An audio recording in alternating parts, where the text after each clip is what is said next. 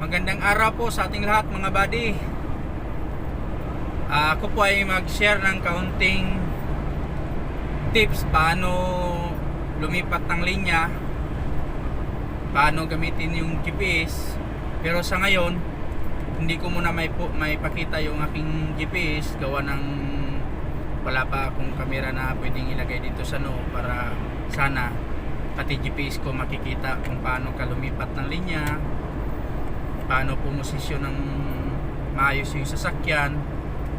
Kasi dito sa Europe mga buddy, hindi pwede yung kung saan ka lang pumuisto, sumingit ka na sumingit, saan ka liliko, walang problema kung saan ka luminya.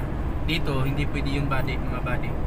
Kaya sana makatulong ito, pero I'm sure sa mga baguhan, lalo na sa mga first time pupunta ng Europe, gamit na gamit po ito mga buddy.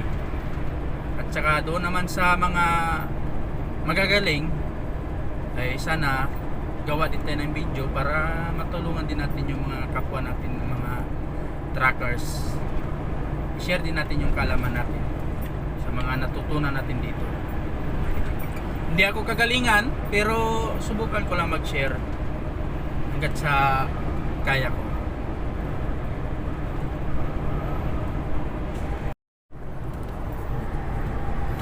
.30 km kakaliwa tayo, tapos yung kasunod 7 km.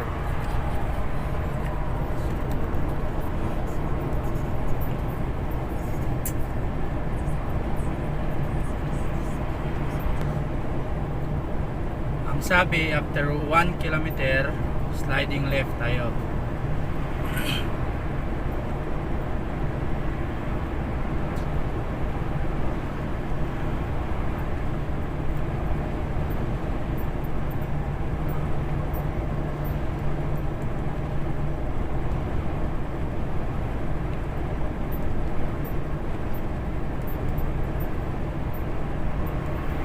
...600 meters sliding left tayo. In 550 meters, turn slightly left. 550 meters.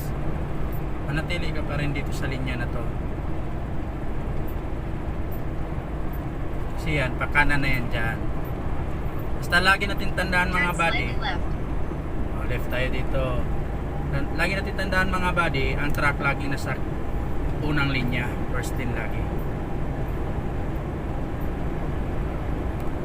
Continue for about 7 kilometers. So continue for about 7 kilometers daw.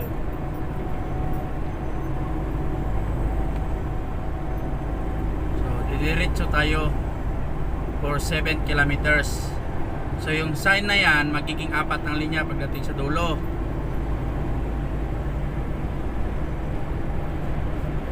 Pero nakikita ko yung sign na yun, malayo pa lang, mag-i-inline na yung linya ko, kaya lilipat tayo. Yan. Yan, nakita ko yan, malayo pa lang, 200 meters matatapos na yung linya dyan. Ayan, may acceleration na, ibig sabihin patapos na. Kailangan malayo pa lang, nakatingin ka na para hindi ka maipit. So continue tayo 6 kilometers. Pause ko muna. Kapag ganito naman mga buddy, kapag ganito, signalan mo siya, ilawan mo para papasok siya. Yan. Tapos magpasalamat yan sa pamamagitan yan ng signal light. Kaliwa, kanan, kaliwa, kanan. Ngayon, kapag kayo din naman ang inilawan, ay magpasalamat din po tayo mga buddy. Gamit na gamit yan mga buddy, yung ganong diskarte kapag malayo, lalo na pag ulan, gamit na gamit yan. Ilawan mo siya, kung sa tingin mo ay kasya na siyang pumasok sa harapan mo, magpapasalamat siya sa pamamagitan ng signal light. Kagaya nito, subukan natin to. So ayan, pwede na. Ayan, magpapasalamat din yan siya. Ayan, diba? Laking bagay yan mga buddy, kasi minsan kasi kapag lalo na pag hamog, malakas ang ulan, dahil sumuburti ka rin, kapag inilawan ka nila, ibig sabihin kasya ka nang pumasok.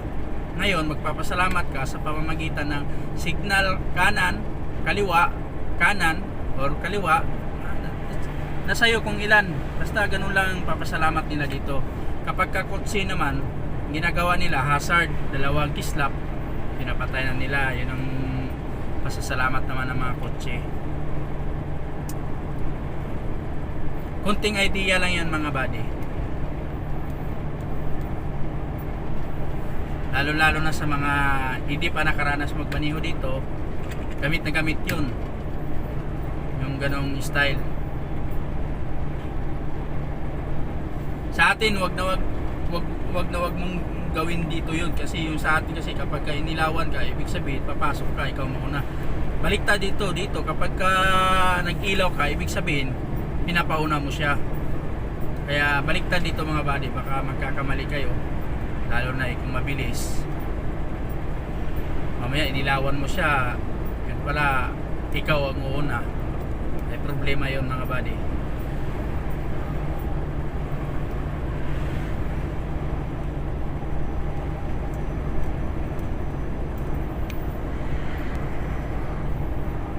So ngayon mga buddy, malayo pa lang, tanaw ko na yung direction by lane sa taas. Bukod sa direction by lane sa taas at saka sa baba, road markings. Yan, ibig sabihin dito ako kasi 1 After kilometer. about 1 kilometer, turn slightly right. Kakanan ako, 1 kilometer. So dito na ako sa linya na to, manatili ako kasi yung dalawang linya na yan, padiretso yan. Sa susunod mga buddy, sikapin kong makabili ng kamera na nakalagay sa noo para makikita nyo pati yung GPS. Ngayon wala, nahihirapan ako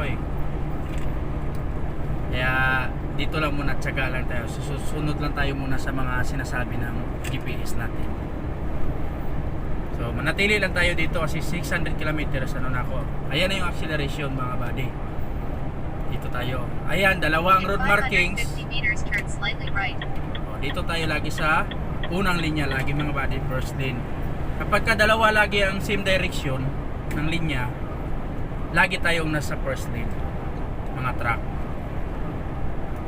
Turn slightly right.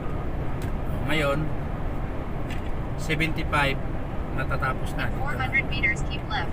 Tapos 400 meters, keep left na naman tayo. So manatili ka pa rin dito sa linya na to kasi may panibagong lane start naman dyan. Keep left. So dito lang tayo, keep left.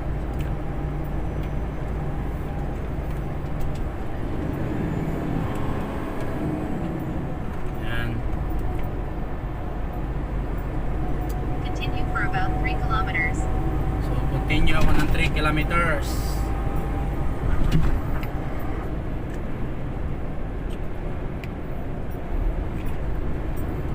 3 kilometers continue. Ngayon nakikita ko naman mga buddy, matatapos yung linya ko kaya sa signal na ako dito lilipat. Ayan, nakikita ko na yan, 200 meters matatapos yung linya ko. Yan na yung acceleration lane na naman.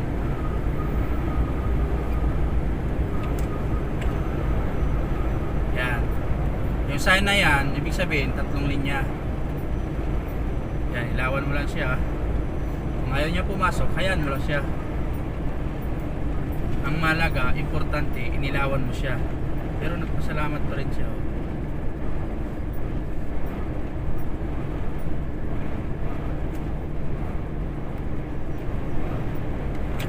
Ganito dito ka-importante yung mga buddy.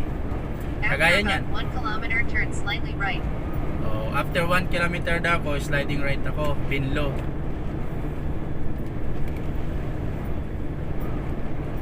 So, manatili muna tayo sa linya na to hanggat wala tayo nakikitang sign kung kaliwa ka o kanan,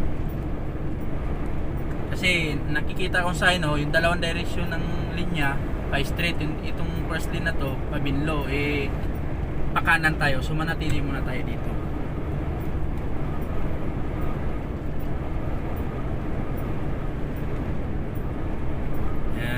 Nakikita natin yung 500 acceleration meters, turn lane. slightly right. Dito na tayo, signal tayo. Basta lagi natin tandaan kapag dalawa yung road markings na same direction, lagi tayong sa kanan pumisto. Turn slightly right. Yan. 500 meters, turn slightly right. Tapos, In 400 meters, keep left. 400 meters, keep left. Keep left tayo. Manatili pa rin tayo sa linya na to kasi yung dyan, acceleration lane na yan, going to Keep right. left. Keep left lang tayo. Huwag tayong malito sa GPS mga buddy. Next time, gagawa ako ng Continue video. for 37 kilometers. So, continue ako for 37 kilometers. Next time, gagawa ako ng video na kasama na yung GPS ko kapag nakabili ako ng camera sa ulo ko, yung pwede ilagay. So, ngayon mga buddy, papasok tayo ng ibang kalsada. Ngayon nakikita ko malayo pa lang, ayun oh, lane in na tong linya ko. So lilipat na tayo. Huwag nating paabuti na, ayan oh, lane in na yan, 200 meters yung sign na yan. Huwag nating paabutin dito sa acceleration lane na maiipit tayo. Kapag libre, mag-signal na tayo, lumipat na tayo hanggat maaari.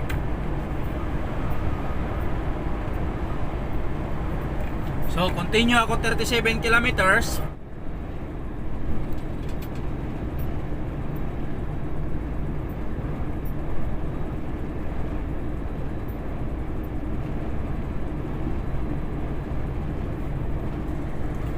Continue for about 5 kilometers. Continue ako 5 kilometers.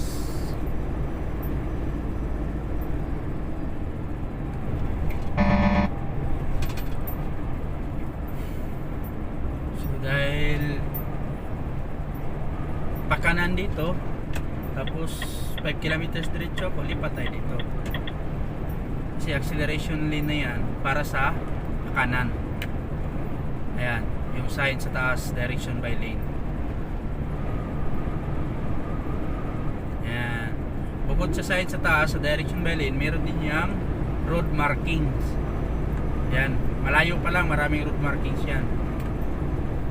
Kaya kung makikita mo rin sa GPS mo, ay kung pakanan ka, ay dyan, doon pa lang, malayo pa lang. Nakikita mo na yung sign sa taas, lumipat ka na ng linya.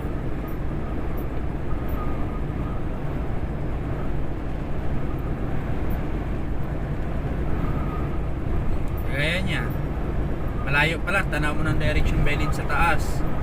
So, yung dalawang linya dito, manatili ka lang dito, straight. Tapos yung kanan na yan, pa-exit din yan dyan, kanan. Napakahalaga yan dito mga buddy kasi kahit ako noon, dyan ako nalilito dati, lalo na pagka 200 meters lang, 100 meters, 300 meters, kaliwat kanan na, tapos maliligaw ka. Dito kasi mga buddy, may exit pa kaliwa. Pero sa atin, malimit, exit lang pa kanan. Pero dito, may exit pa kaliwa. Kaya napaka-importante ang pagposisyon ng sasakyan.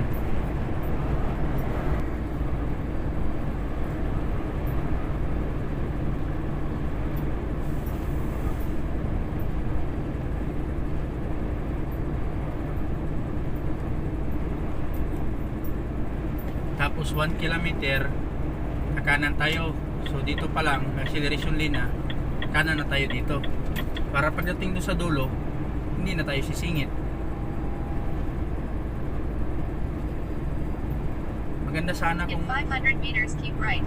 right, 500 meters. Maganda sana kung makikita nyo yung GPS to eh. Kaya sa sunod gagawa ko ng video na kasama na yung GPS ko. 500 meters, keep right. Tapos 300 meters na naman, keep left. Keep right. Yan, keep right. Tapos 300 meters na naman, keep left. In 350 meters, keep left. Manatili ka lang dito sa linya na to.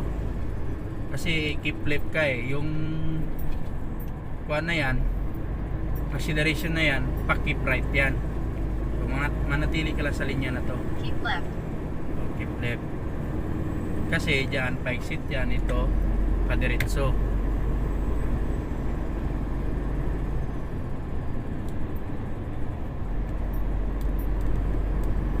Kasi dito mga buddy, hindi naman natin alam yung lugar na pupuntahan natin eh. Kasi hindi natin kabisado, kaya nakabase lang tayo sa ating GPS. Bukod sa nakikita natin yung GPS natin, naririnig natin yung sinasabi niya. So ayan, magiging tulin yung linya na to. So lilipat tayo sa kanan. Mag-signal lang tayo bago lumipat. In 400 meters, keep left. So 400 meters, keep left tayo. So manatili pa rin tayo dito sa linya na to dahil yung acceleration na yan Keep left. papuntang keep right. So dito ka lang. In 500 meters, keep right. Tapos 500 meters, keep right na naman. Napakahalaga yan dito mga buddy, yung pagposisyon ng sasakyan. Yan, pagkatapos ng solid lane na to, yung acceleration lane na naman para sa keep right. So mag-signal na tayo. Keep right. O, keep right tayo mga buddy.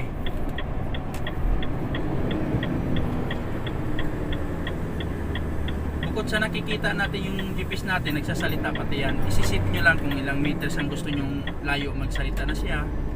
Depende sa inyo kung alin ang gusto nyo. 500 meters, 1 kilometer.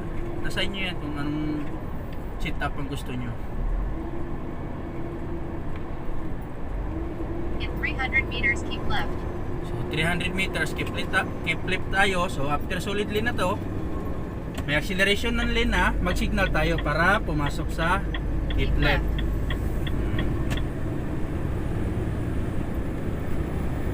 Tapos 45 Continue for 46 kilometers. almost 46 kilometers diretso lang tayo mga buddy. Pasensya na kung medyo kinat-cut ko yung ibang video na to, gawa ng sobrang haba naman kasi 480 kilometers eh. Kaya pinutol-putol ko lang sa mga ang kinuha ko ng video yung palipat-lipat, lipat-lipat. Yan. So ayan mga buddy, dahil may acceleration lane, signal ka na para lumipat dito kasi matatapos na yung linya na yan, unless kung may nakikita kang sign na diretso pa rin, so hindi ka na lilipat. Pero wala namang sign, ibig sabihin matatapos yung linya na yun. So 46 kilometers mga buddy. So hanggang dito na lang muna eh. Continue ko na lang kapag 1 kilometer na lang. Yung paglipat lang naman ang mahalaga eh. Pero kapag diretso, diretso ka lang, diretso. Kung ilang kilometro yung padiretso sa'yo, diretso ka lang. Tingnan mo lang yung direction by lane sa taas, kung saan ang padiretso. Tapos dito mga buddy, 1 kilometer diretso ako. So nakikita ko na yung sign. Yung linya na to ay pa kanan. So magsisignal na ako dito pa kaliwa. Kasi yan, yung sign na yan. Bukod pa dyan, ayon sa taas. Yung dalawang linya, pa diretso. So, pa diretso yung ano ko, yung GPS, hindi nga nagsasalita oh. In 550 meters, keep left. O, ngayon pa lang nagsalita siya. So, kailangan talaga natin, tingnan din natin yung mga direction sign, mga signages. Keep left. Yan, keep left tayo dito. Kaya napakahalaga talaga ng mga sign mga buddy. Kung sa atin, di natin masyado pinapansin, pero dito nakabase ka talaga sa mga Continue for sign. about 9 kilometers. Nakabase ka talaga sa mga sign.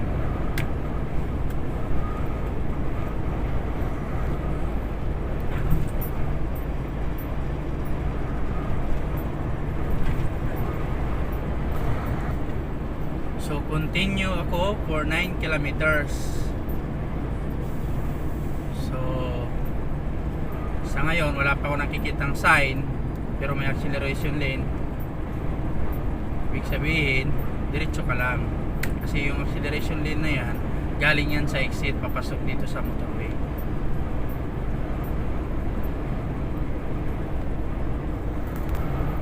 Tapos ako ay padiretso, nakita ko na sign sa taas. Yung dalawang linya na to, After about 1 kilometer, turn slightly left. left. Yung dalawang linya na to padiretso. So ako ay padiretso naman. Tanaw ko na, doon pa lang, tanaw ko na.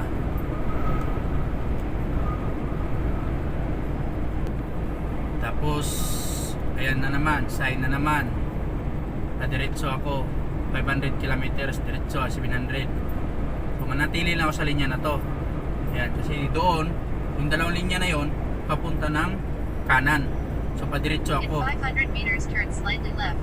O, padiretso ako dito lang ako, left ako. Yan, napakahalaga yung mga sign na yan mga buddy, yung mga nandyan sa taas at saka yung Turn slightly left. road markings. Yan. Kasi dito pare-parehas tayo, hindi natin alam yung lugar na to eh. Napakalaki ng Europe to. Kaya nasunod tayo sa ating GPS. Continue for 50 kilometers. So, continue 50 kilometers ako. So, pupos ko muna. Tapos, mga buddy, gaya na sabi ko, lagi natin tanda, nakikita na ko na yung linya, ang truck ay laging nasa kanan. So, mag-signal na tayo. Yan. Lagi tayong nandito sa first lane. Yung truck lagi nakaposisyon dito sa first lane, unless kung may nakadrawing dito sa ano na to, bus lane, may nakadrawing na bus or letter A, kung ano yung mga nakasulat dito bawat bansa eh. Ano yung nakasulat dyan, kung bus lane, huwag ka dyan, dito ka sa pangalawa. Kasi yung linya na yan, kung pang bus talaga yan. Tapos yung linya na yan, acceleration lane yan, yung mga maliliit na guhit na yan, acceleration lane yan. Para sa palipat ng linya going to exit. Dito mga buddy sa Europe, huwag nating baliwalain yung road markings at saka direction by lane, yung mga signages. Napakahalaga yan. Sana ay makatulong sa inyo mga buddy, lalo na sa mga first timer na mag-Europe. Malaking bagay na gawin at sundin natin yung mga direction by lane at saka road markings.